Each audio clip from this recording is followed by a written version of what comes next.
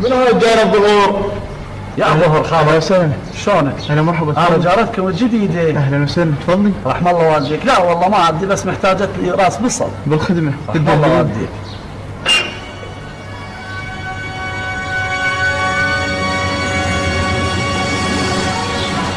تدللي عيوني. يعني شو صغيرون هذا؟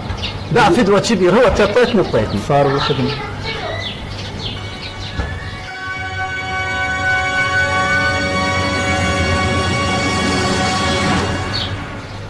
هذا يكفي؟ اي شكرا. الله يرحمه.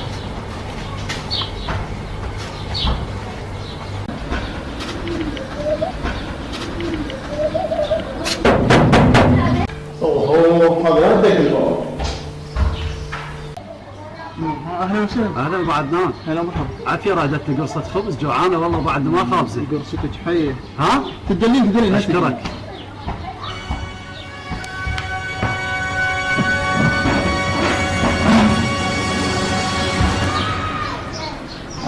شكرا عيوني. تدللين كوم حجار ولا هجار؟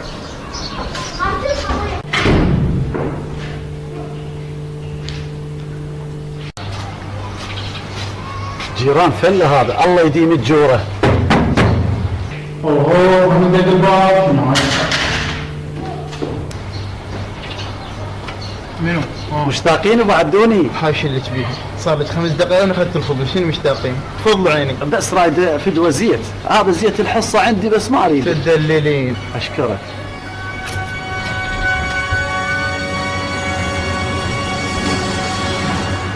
بخدمتي. الف شكر عيوني. تدللين. يا حبيبي انا جاي الدوام وما تامر عليك بخير ودلل. بالسبعه يا رجال.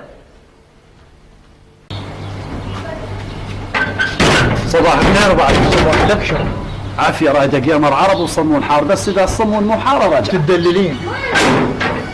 يما فدوة لهالجيران. هذا المفتاح حتى شو وقت ما تجين تسوقيه براحتك. انا حتى دار البيع كتبت من وراك. اقول الشارع كله انطاني مفاتيحه. لا ايش قد ناس طيبين.